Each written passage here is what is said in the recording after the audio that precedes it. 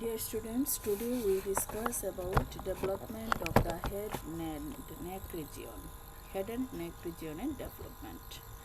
আমরা জানি alimentary tract এর mucous lining and glands. Mucous lining and associated glands of the alimentary tract develop from the endoderm. Endoderm থেকে আসে lining epithelium and glands. Already আমরা জেনে ফেলেছি. And this endoderm comes from definitive আর secondary yolk sac. Secondary yolk স্যাকের endoderm থেকে elementary ট্র্যাক্টের mucous lining and glands develop করে। এই সেকেন্ডারি ইয়ক স্যাকের প্রিমিটিভ যে গাট টিউবটা থাকে it extends from the buccopharyngeal membrane to the cloacal membrane. Buccopharyngeal membrane থেকে ক্লোয়েকাল মেমব্রেন পর্যন্ত এক্সটেন্ডস করে in the midline. The primitive gut টিউবটাকে আমরা সাব ডিভাইড করি foregut, midgut and hindgut হিসাবে। দ্য foregut-কে ফার্দার সাব ডিভাইডেড করা যায় টু পার্টে।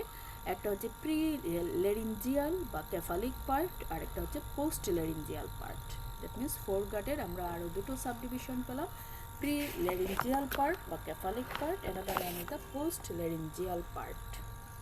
The cephalic part of the foregut থেকে ডেভেলপ করে pharynx and part of the floor of definitive mouth cavity. Cephalic part থেকে ফেরিংস অ্যান্ড ডেফিনিটিভ মাউথ কেভিটির ফ্লোরের কিছু পোর্শন ডেভেলপ করে। আমরা প্রথমে জানবো what is a branchial apparatus. তোমরা অনেকদিন শুনেছ কথা, ব্রাঙ্কিয়াল অ্যাপারেটাস বা ফেরেঞ্জিয়াল অ্যাপারেটাসও বলা হয়। এই apparatus it is composed of mesodermal branchial arch, ectodermal branchial cleft and endodermal pharyngeal pouches বা branchial pouches. এই যে cephalic part of the prelaryngeal বা cephalic part of the foregut, সেখানের মধ্যে কি হয়, ectodermal পোর্শন থাকে, mesodermal পোর্শন থাকে, endodermal পোর্শন থাকে। এই ectodermal পোর্শনটাকে বলা হচ্ছে branchial cleft, mesoderm branchial arch and এন্ডোডার্মটাকে বলা branchial cleft, ectoderm, mesoderm branchial arch, আর এন্ডোডার্মটাকে বলা হচ্ছে ব্রাঙ্কিয়াল পাউচ বা ফেরিঞ্জিয়াল পাউচ। এই তিনটা জিনিসকে একসাথে বলা হচ্ছে ব্রাঙ্কিয়াল অ্যাপারেটাস। এই ব্রাঙ্কিয়াল অ্যাপারেটাস থেকে হেড নেক রিজিয়নের ম্যাক্সিমাম পোর্শন ডেভেলপ করে। কি ডেভেলপ করে? Tongue, submandibular and sublingual gland, palatine tonsil, auditory tube, middle ear cavity, face, definitive mouth, pharynx and larynx. All are structures developed from the branchial apparatus. এখন আসি branchial arch বা pharyngeal arches.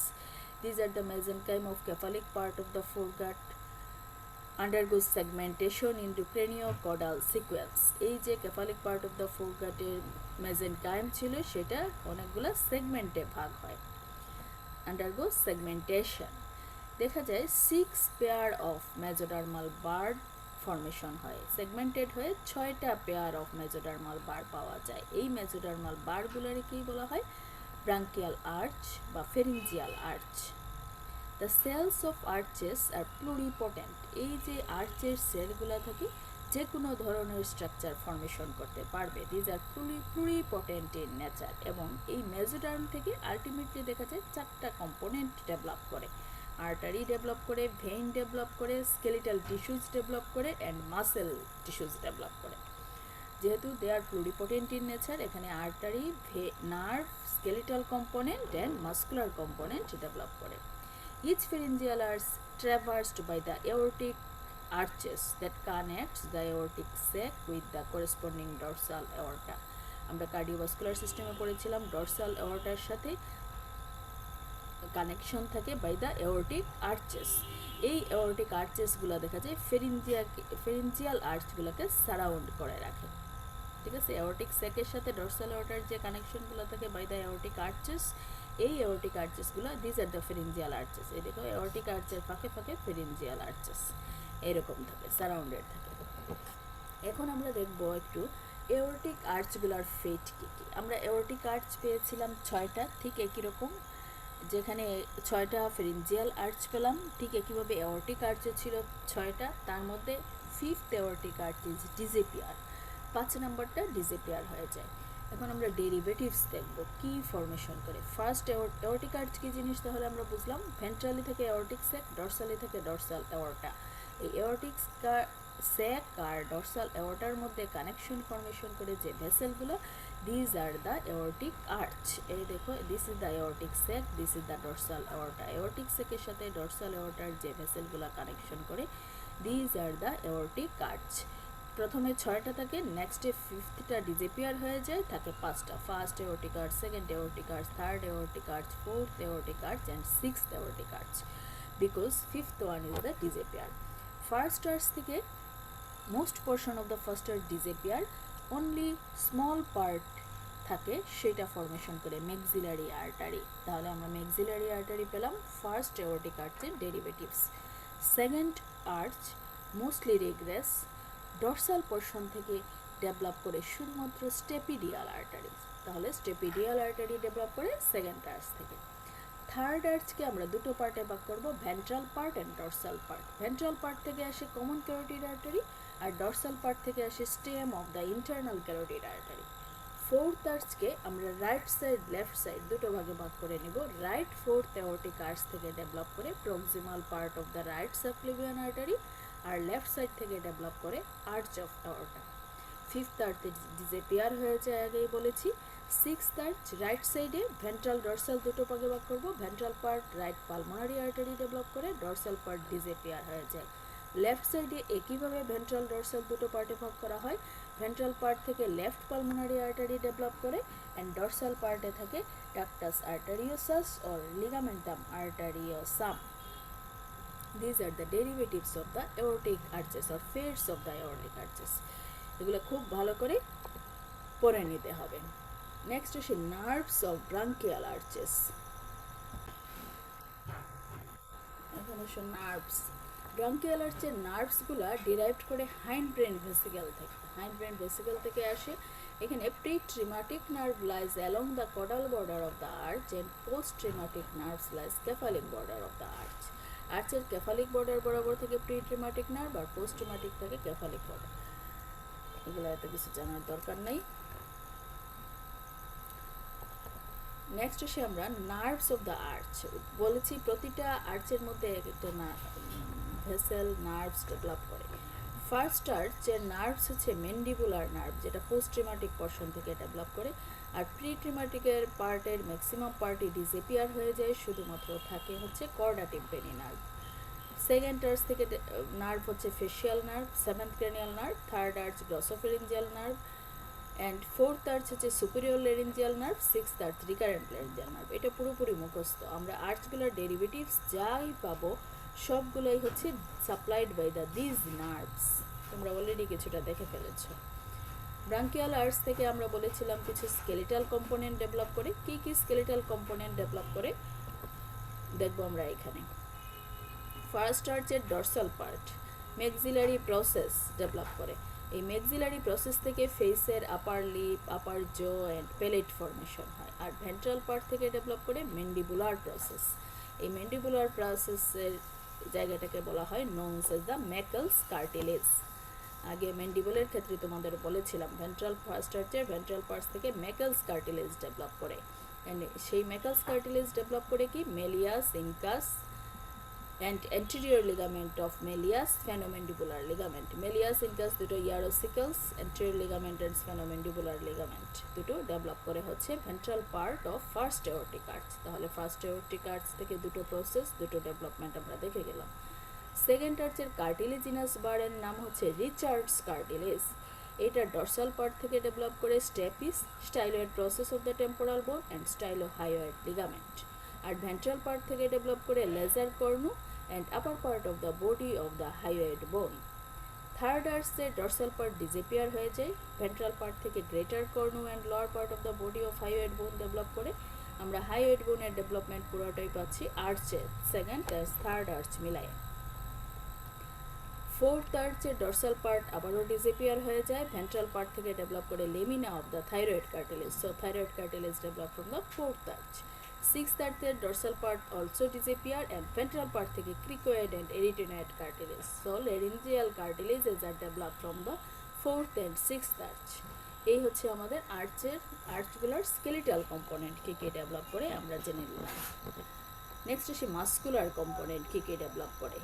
First arch থেকে muscles develop করে muscles of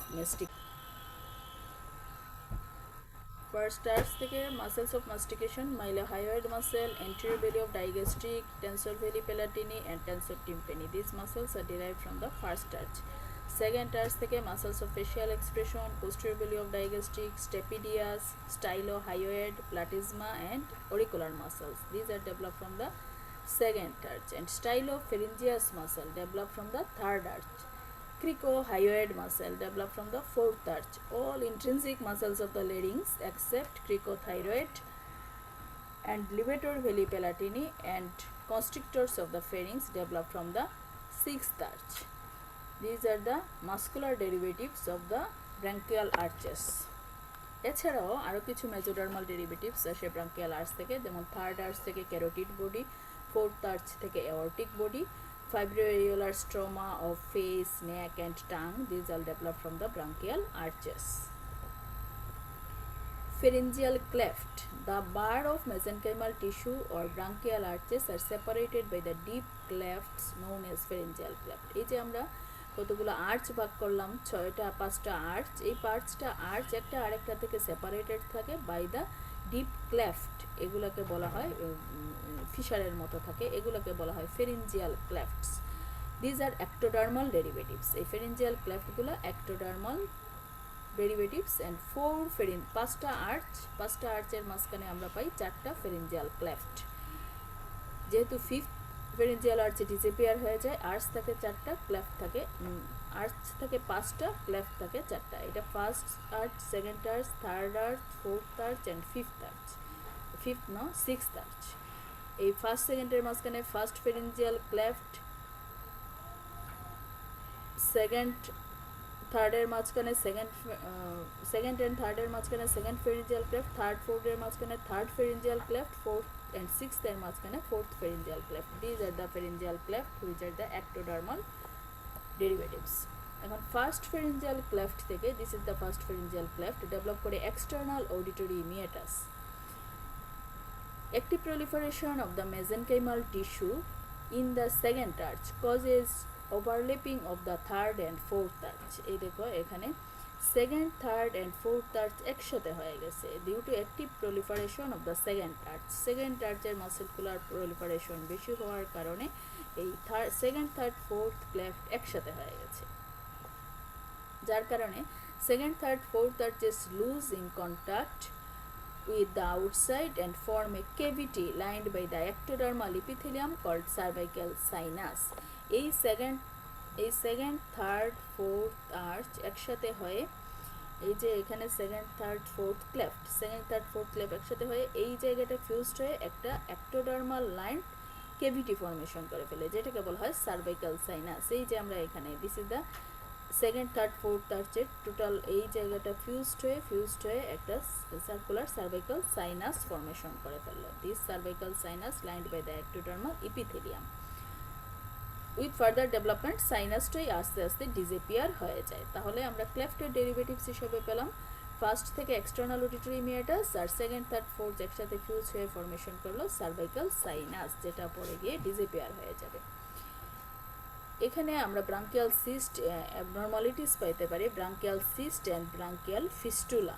তোমরা বই থেকে এটা details পড়ে নিই। ফেরিঞ্জিয়াল পাউচেস আর দ্য, এই যে আর্চগুলো ইন্টারনালি এন্ডোডার্মের দিকে দেখা যায় সেপারেট হয় বাই দ্য ক্লেফট। এই ক্লেফটগুলোকে বলা হচ্ছে pharyngeal pouch. A number of outpocketing appears in the along the lateral wall of the pharynx. These are called the pharyngeal arch. ectodermal দিকে সেটাকে বলা হয় pharyngeal cleft, endodermal দিকে সেটাকে বলা হয় pharyngeal pouch. These are endodermal derivatives. There are 4 pair of pouch. এখানেও আমরা একইভাবে 5টা arch, second, third, fourth and sixth আর্চের মাঝখানে 4টা পাউচ পাই, ফিফথ ওয়ান যেহেতু রুডিমেন্টারি থাকে। ফেরিঞ্জিয়াল পাউচের ডেরিভেটিভ কি? ফার্স্ট ফেরিঞ্জিয়াল পাউচ থেকে ডেভেলপ করে মিডিল ইয়ার কেভিটি বা tympanic cavity and auditory tube, second থেকে প্যালাটাইন টনসিলার ফোসা, থার্ড থেকে inferior parathyroid gland and thymus, fourth থেকে superior parathyroid gland, ultimobranchial body, parafollicular C cell of the thyroid gland. These structures are derived from the pharyngeal pouches. প্রতিটা জিনিস খুব ভালো করে মুখস্থ করে ফেলতে হবে। টাঙের ডেভেলপমেন্ট আমরা অলরেডি টাঙে পড়েছি, তারপরেও এখানে পড়ছি। Epithelial lining, epithelium of the tongue. Anterior 2/3 of the tongue exclude the velate papilla develops from the 2 lateral lingual swelling and 1 tuberculum in part. All these are derived from the first pharyngeal arch. Posterior 1/3 of the tongue, including the velate papilla, develop from the 1 median swelling called copula or hypobranchial eminence, derived from the mesoderm of 2nd, 3rd and part of the 4th arch, copula. Extreme posterior part of the tongue and the epiglottis develop from a 3rd median swelling with swelling of the 4th arch. Hypobranchial eminence যেটাকে বলা হয়, সেই hypobranchial eminence থেকে আসে posterior 1/3 আর extreme posterior portionটা আসে হচ্ছে গিয়ে along with epiglottis 3rd median swelling of the 4th arch এর median swelling থেকে আসে।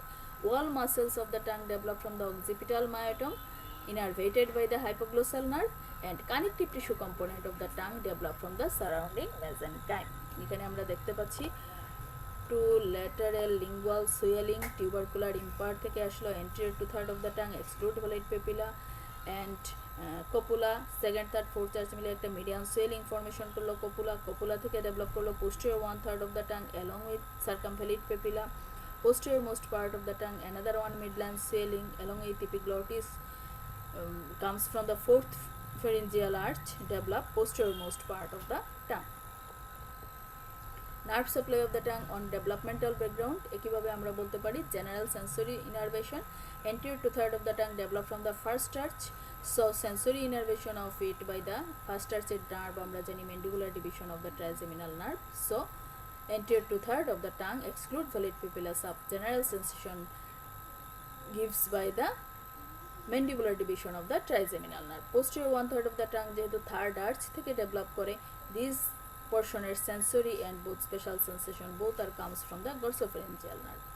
Motor innervation, all muscles of the tongue develop from the occipital meatum, so supplied by the hypoglossal nerve, and posterior most part of the tongue develop from the 4th arch, so this portion is supplied by the general sensation and both special sensation supplied by the vagus nerve. Extreme posterior part of the tongue and the epiglottis develop from the 4th arch, so innervated by the superior laryngeal branch of the vagus nerve, which is a nerve of the 4th arch. Special sensation or taste sensation anterior 2/3 of the tongue by the chorda tympani branch of the facial nerve, which is the nerve of the 2nd arch, and posterior 1/3 of the tongue by the glossopharyngeal nerve, which is the nerve of 3rd arch, and posterior most part of the by the vagus nerve. এই গেল আমাদের টাঙের nerve supply. আমরা already আগে পড়েছি, এখানে developmental রিলেশনে খুব common question টাঙের। Developmental কিছু অ্যানোমেলিজ আছে, that means microglossia, small tongue, macroglossia, large tongue, pair tongue, যদি বাই দুইটা আলাদা মাঝখানে ফিউশন না হয় মিডিয়ান সেপ্টাম তাইলে পেয়ার টাং, হেয়ারি টাং, কিছু হেয়ার ফলিকল পাওয়া যায় টাঙের মধ্যে। টাং টাই এজ ইউজুয়ালি থাকে, যদি এটা অনেক ভেন্ট্রাল অ্যাসপেক্ট পর্যন্ত এক্সটেন্ড করে সেটাকে বলা হয় টাং টাই। বাইফিট টাং, ওই মাথাটা সাপের মতো দুটো ভাগে ভাগ থাকে, যদি অর্ধেক ফিউশন হয় সামনেটা ফিউশন না হয় সেক্ষেত্রে আমরা bifid tongue. By geographic tongue, টাঙের ডর্সাল সারফেসে দেখা যায় geographic pattern of follicular elevation থাকে। লিঙ্গুয়াল থাইরয়েড, টাঙের মধ্যে আমরা কিছু থাইরয়েড গ্ল্যান্ডের নোডুলস পেতে পারি, this is called lingual thyroid. Next one is the development of thyroid gland. Thyroid gland appear as an epithelial proliferation of the floor of the pharynx. Floor of the pharynx এর epithelial proliferation হিসেবে thyroid gland দেখা যায় between the tubercular impar and copula indicated by the foramen cecum. Tubercular impar R copula indicated by the foramen cecum. এই যে tubercular impar copulaর মাঝখানে foramen cecum থেকে এই জায়গা থেকে প্রথমে epithelial proliferation হয় thyroid diverticulum formation. Subsequently thyroid descend as a bilobed diverticulum in front of the pharyngeal gut. আস্তে আস্তে ফেরেঞ্জিয়াল গাটের সামনে দিয়ে নামতে থাকে, হাইওয়েড বোন লেরিঞ্জিয়াল কার্টিলেজের সামনে দিয়ে নামতে নামতে reaches in front of the ট্রাকিয়ার সামনে চলে যায় 7th উইক অফ দ্য ডেভেলপমেন্টে। এই হচ্ছে থাইরয়েড গ্ল্যান্ডের ডেভেলপমেন্ট। ফোরামেন সিকাম দিয়ে নিচে নেমে ট্রাকিয়ার সামনে যায়, এই যে স্ট্রাকচার এটাকে বলা হয় থাইরোগ্লসাল ডাক্ট। থাইরোগ্লসাল ডাক্ট পরে ফাইব্রাস টিস্যু দিয়ে ডিসঅ্যাপিয়ার হয়ে যায়। যদি এটা প্যাটার্ন থাকে সেটাকে বলা হয় থাইরোগ্লোসাল সিস্ট হইতে পারে, থাইরোগ্লোসাল ফিস্টুলা হইতে পারে, এখান থেকে ডিফারেন্ট প্রবলেম হতে পারে। তাহলে থাইরয়েড গ্ল্যান্ডের ডেভেলপমেন্ট আমরা দেখলাম। During migration of the thyroid gland remains connected to the tongue by the thyroglossal duct. Later it disappears. Thyroid begins to function by the end of the third month. Third month শেষে দিয়ে কাজ শুরু করে। Follicular cell produce thyroxine and parafollicular cell secrete calcitonin. এখানে মনে হয় বলা হয় নাই। Parafollicular cell develop from the parafollicular cell আসে alveolo-bronchial body বা neural crest cell থেকে আসে parafollicular cell। আচ্ছা বলা আছে thyroid gland development, follicular cell, thyroid diverticulum, which is the endodermal derivatives. Parafollicular cell develop from the alveolo-bronchial body, develop from fourth pharyngeal pouch, endodermal, and capsule develop from the surrounding mesenchyme. এই parafollicular cell কখনো কখনো কিন্তু neural crest cell থেকেও আসে। ঠিক আছে, এই হচ্ছে থাইরয়েড গ্ল্যান্ডে ডিসেন্ট করছে, ডিসেন্টের ফিচার। থাইরয়েড গ্ল্যান্ডের কিছু ক্লিনিক্যাল অ্যাবনর্মালিটিস হতে পারে। This are the thyroglossal cyst, ওই যে থাইরোগ্লোসাল ডাক্টের উপরে থাইরোগ্লোসাল সিস্ট থাকতে পারে, ফিস্টুলা থাকতে পারে। এই রাস্তার মধ্যে যে কোনো জায়গায় থাইরয়েড টিস্যু থেকে যেতে পারে, সেটাকে বলা হয় অ্যাবারেন্ট থাইরয়েড টিস্যু। টাঙের মধ্যে থেকে যেতে পারে, সেটাকে বলা হয় lingual thyroid. This are the abnormalities, developmental abnormalities of the thyroid gland. Next portion of development of head neck region আমি আরেকদিন তোমাদের সাথে আলাপ করবো। আজকে এটুকুই। Thanks to all.